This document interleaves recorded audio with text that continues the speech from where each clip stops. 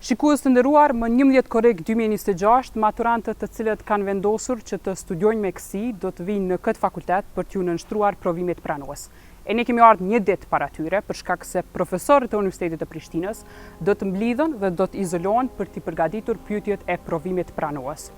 Këta profesorë do të jenë të izoluar për më shumë se 15 orë, nuk do të kenë qasje në telefon dhe në hapësirat jashtë fakultetit të mjekësisë, ndërsa unë së bashku me kolegën Blinera Gashi nga kallzo.com do ta monitorojmë tërë këtë izolim dhe karantinë të tyre. Qëllimi i karantinës është që pyetjet të përgatiten gjatë natës, domethënë profesorët do të qëndrojnë zgjuar dhe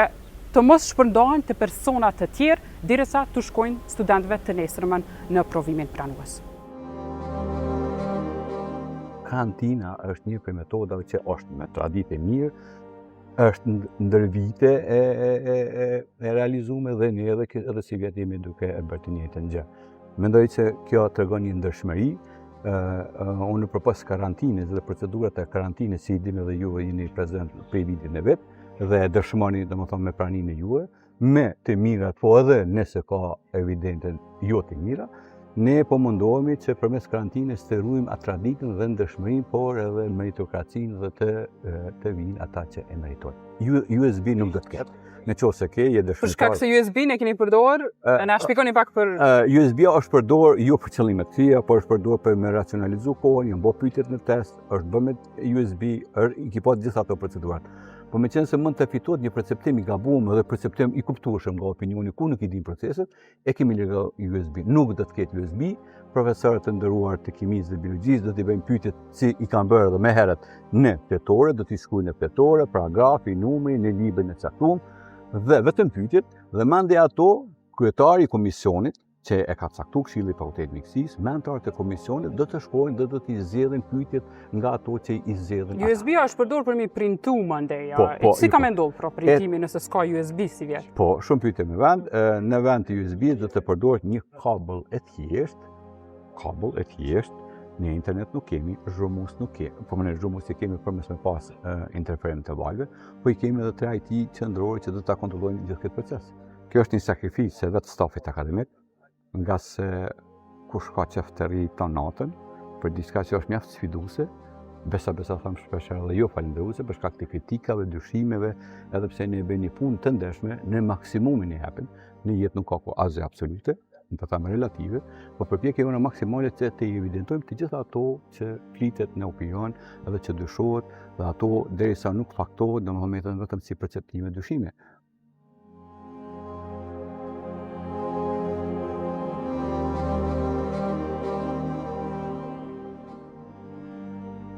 Pas 17 orësh ka përfundu karantina dhe tani më jemi të lirë nga izolimi dhe kemi qasje në telefon. Karantina filloi në ora 7 të mbrëmjes më 10 korrik 2026, tani jemi më 11 korrik 2026, ndërkaq ka të reja sa i përket organizimit të karantinës për shkak se profesorët e kimisë dhe të biologjisë punuan në një ambient të njëjtë. Më saktë punuan në hollin e Fakultetit të Mjekësisë që shihet mbrapa meje, për dallim prej herave të kaluara që punonin në 2 zyra të ndryshme, nga ajo e Komisionit të Mjekësisë dhe gjithashtu kësaj radhe nuk është përdorur një USB e cila ishte raportuar nga kallzo.com 2 vitet e fundit se përdorej për t'i bartur dokumentet me pyetjet e provimit pranues në mënyrë që të barteshin një laptop dhe të printoheshin në një printer jashtë zyrave ku punonin komisionet e profesorëve që i përpilionin pyetjet. Çka është përdor? Është përdor në këtë rast një kablo për të konektuar laptopët ku kanë qenë të përpiluara pyetjet e provimit pranues në mënyrë që pastaj të printoheshin në një printer që gjithashtu ka qenë në hollin e fakultetit. E re tjetër është se në këtë rast Rektorati i Universitetit të Prishtinës ka vendosur që të dërgojë edhe 2 profesorë vëzhgues dhe 3 zyrtarë të IT-s, të cilët nuk janë të Fakultetit të Mjekësisë. Kjo nuk ishte ndodhur të paktën në 2 vitet e kaluara që kemi monitoruar karantinën në këtë fakultet. Përndryshe, përpilimi i pyetjeve të provimit pranues ka nisur rreth orës 8, mirë po në fillim pati një diskutim, debat në mes komisionit të profesorëve të biologjisë dhe komisionit të mjekësisë për shkak se nuk pajtoheshin që të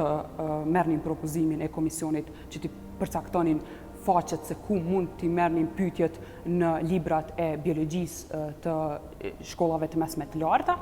dhe në fund u pajtuan që në fakt të punonin si herave të kaluara. Ti përpilonin pyetjet duke i shkruar në fletore dhe pastaj Komisioni Mjekësisë t'i zëte ato e pasi t'i zëte të printoheshin. Dërsa unë e kom monitoru pjesën e Komisionit të profesorave të biologjisë, nga krejt ajo që ku mujt me pa është që profesoreve ju ka zgjatë ky procesi përpëlimit të pyetjeve të provimit pranos rreth 7 orë. Rreth orës 5:40 të mëngjesit ka fillu përkthimi këtyre pyetjeve në gjuhën bosnjake dhe turke për kandidatët e këtyre komuniteteve, ndërsa i gjithë ky proces ka zgjatë për rreth 3 orë. Ndërsa për rreth 3 orë të gjitha provimet pranuese të nevojshme kanë qenë gati të printuara për kandidatët. Ndërkaq, në ora 9:35 në mëngjes, gjithçka ka qenë gati dhe profesorët janë bu gati që me u nis në sallat e testimit, ndonëse provimi ka qenë e paraporshëm me fillu nga ora 9. Këtë radhë, fatmirësisht deri tani nuk është që kemi diçka të dokumentuar nga sallat për të cilat vetëm se kanë ardhur stafi prezent. Normalisht procesi ka qenë pothuajse i parafort sa i përket karantinimit, mirë po janë bërë disa ndryshime të cilat vlen të theksohet, sidomos prezenca nga monitoruesit ose vëzhguesit nga menaxhmenti i Universitetit të Prishtinës,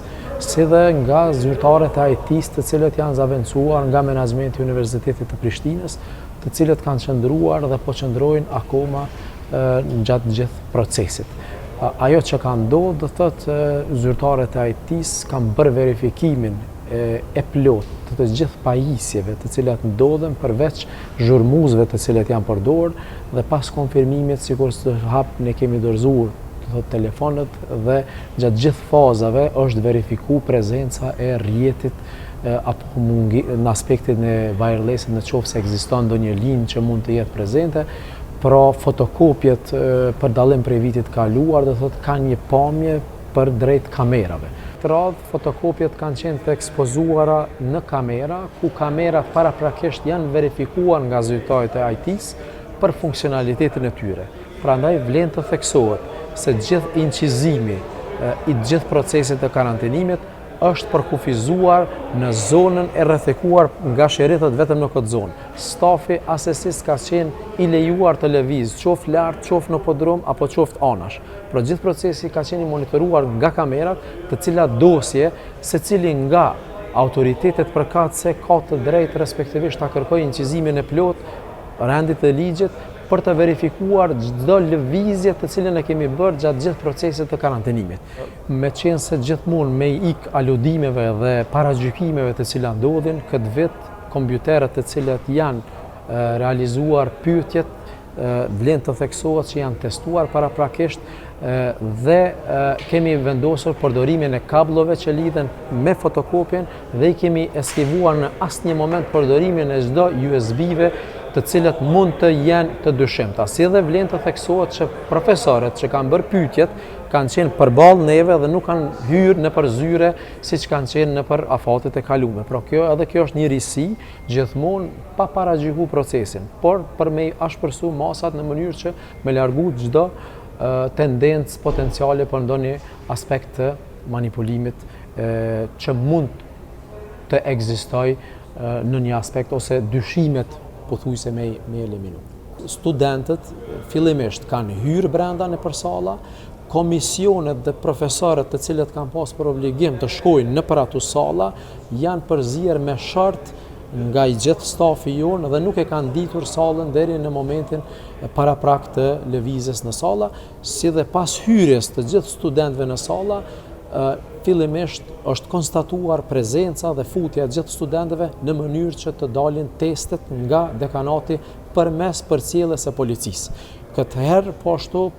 vendosja e testeve ka qenë në për bagazhe specifike që policët i kanë përcjell me 2 vetura në për lokacionet e Fakultetit të Edukimit, Fakultetit Tekniku ka qenë Mjekësi Përgjithshme, si dhe në Fakultetin e Amfiteatrin e ORL-s, ku po ashtu është shku me prezencë dhe njëkohësisht kthimi është bërë po ashtu përmes masave specifike të rrepta në kontrollin e policisë. Po ashtu një masë që është përdorur këtë radhë, të gjithë anëtarët e komisioneve në për sallë ekzistuese i kanë dorëzuar telefonet e tyre në një zarf specifik dhe komunikimi i tyre është lejuar nëse ka munguar në një thes ose ndoshta pa rregullsi vetëm përmes shërbysve korrektues, sigurimeve specifike dhe policisë përmes shefit të sallës. Pra asesi nuk është lejuar pavarësisht prezencës zhurmimit në këto fakultete, asnjë staf i cili ka mbikëqyr procesin nuk ka pas çështje në telefon dhe këtë mund të na dëshmojnë dhe të na raportojnë në çdo moment edhe studentët që kanë qenë dëshmitarët më të mirë të këtij testi.